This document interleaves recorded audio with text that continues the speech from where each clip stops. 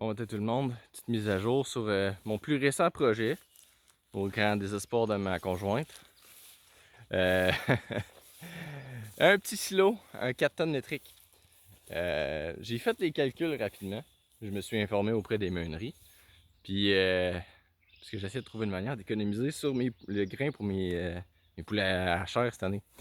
Parce que j'avais calculé, ça coûterait un petit peu plus cher à cause de tout, là, l'infrastructure, puis le moulin, puis tout. Bref. À la meunerie, si je suis capable de commander en vrac directement, puis qu'ils viennent me livrer ça en camion, j'économise entre 25 et 30% sur le coût de la moulée empochée. Fait que c'est ça, une tonne métrique de grains, de la croissance, ça tourne autour du 480 à 515 $ la tonne métrique. Fait que si on fait le calcul, la différence de ça entre 22 $ la poche de 25 kg, c'est pas long que ça vient sauver de l'argent. C'est ça, un silo, dans le fond, comment ça fonctionne, c'est qu'ici, on voit le tuyau de remplissage. Fait que le camion moulé est sectionné en compartiments de 2 tonnes métriques. Fait que ça, c'est la quantité minimum pour avoir la livraison. Fait que c'est un gros camion 53 pieds, puis il souffle ça à l'air, dans le fond. Fait qu'il vient de se raccrocher ici, puis il vide le compartiment dans le silo. Ensuite, le silo va descendre par gravité ici. Puis là, le bas, il n'est pas ici. Il est installé sur la base de la vis ici. Avec la base de la vis, dans le fond, qu'est-ce qui se passe, c'est que là, on voit la vis à côté ici. La vis, elle vient rentrer dans le tube ici. Puis on a une petite porte d'accès pour nettoyer, parce que parfois, ça se peut qu'il y ait des motons de grains qui viennent, puis qu'ils s'accotent dans le fond ici, qui bloquent le reste du grain de monter par la vis. Fait que c'est bien pour nettoyer ça. Fait que ce tuyau-là, il peut rentrer en dedans, il peut rester accroché à l'extérieur. C'est à la guise de la personne qui l'installe, sauf qu'au bout ici, il y a un moteur. Fait que s'il est à l'extérieur, il faut qu'il soit protégé des éléments. Fait qu'il y a un moteur ici. Fait que la moulée va monter jusqu'à où que le tuyau est troué. Fait que le tuyau est troué là. Fait que le grain se vide par là.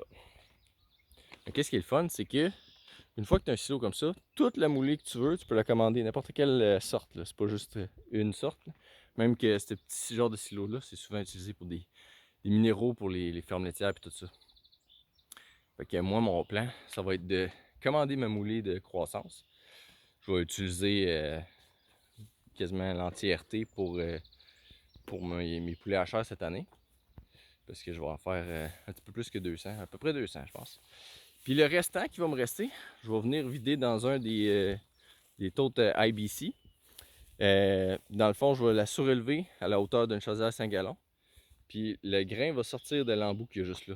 Je vais venir avec une drill qui a un embout une mèche pour planter des bulbes, souvent qu'on voit.